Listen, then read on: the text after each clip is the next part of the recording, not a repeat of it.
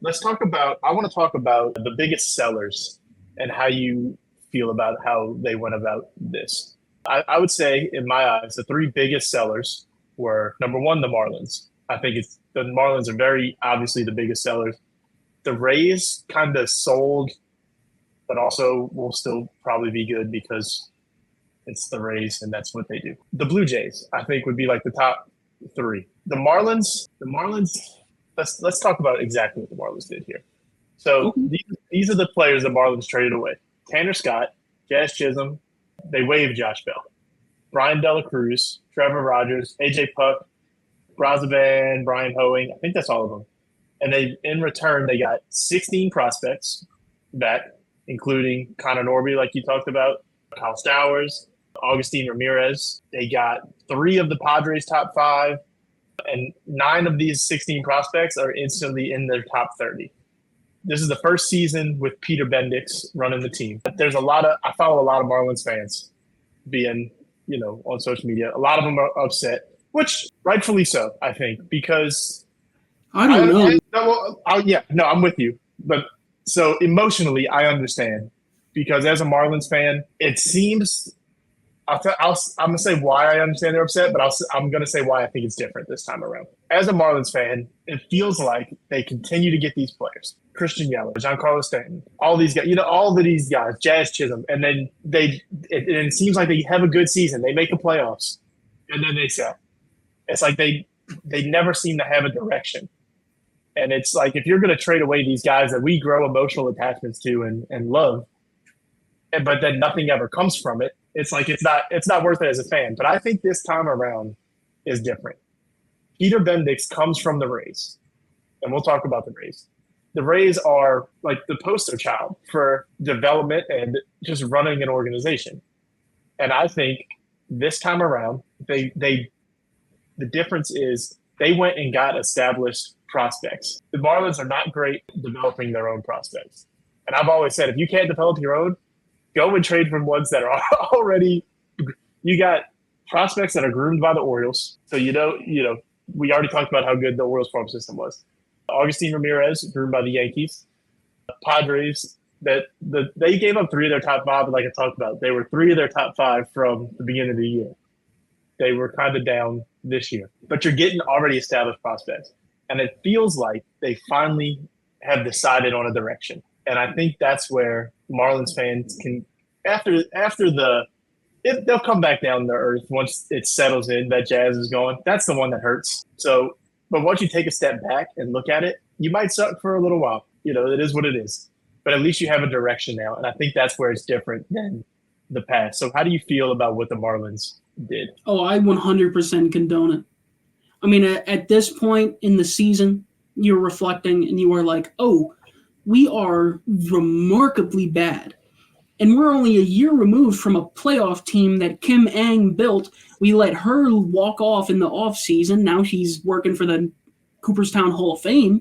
And she fixed our team. And we ended up breaking it again. So now what do? You repeat, reuse, recycle. You have to sell.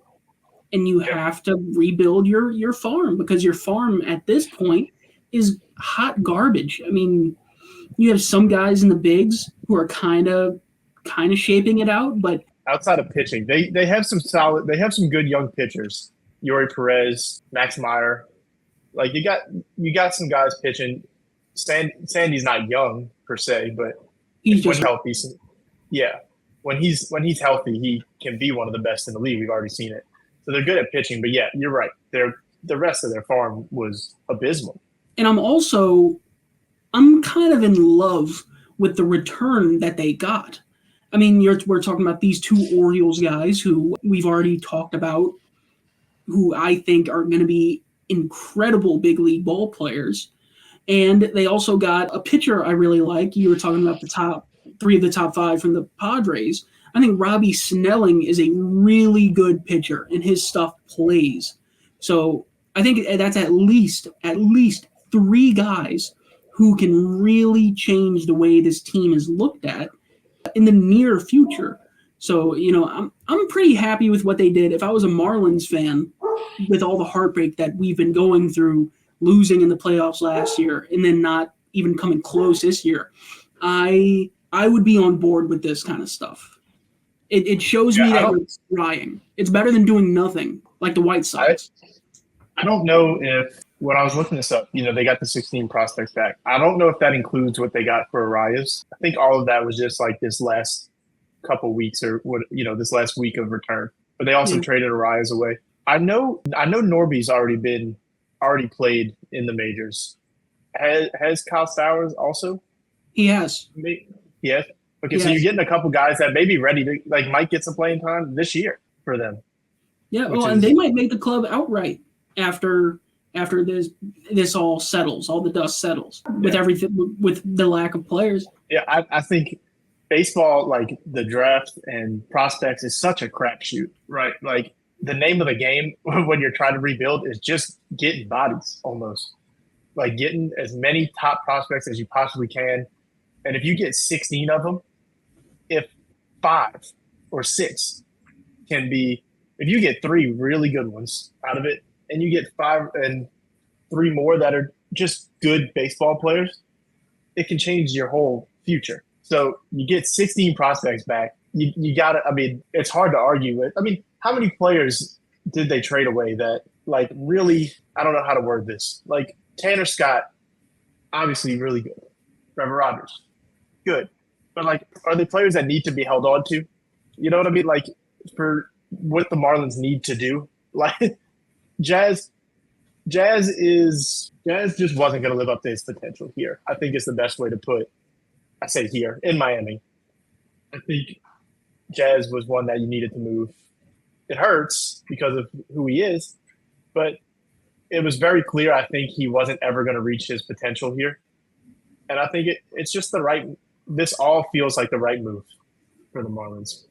Well, the way that I look at it, putting value on these guys who they traded, they weren't winning with those guys. Like Jazz, even if he was having his best career year, I don't think the Marlins would be winning. Got Brian De La Cruz. He's good, but they weren't winning with Brian De La Cruz. They weren't winning with Tanner Scott. What good is a premier closer if you're never winning any games? Right. So, I don't think you can really hate on this Marlins fire sale. I think it is exactly what they needed to do. Yeah, the problem is they didn't have enough Jazz Chisholms. They didn't have enough Brian De La Cruz's, right? You have 2 of them, or two or 3 guys, and that's not enough. So it was the right move.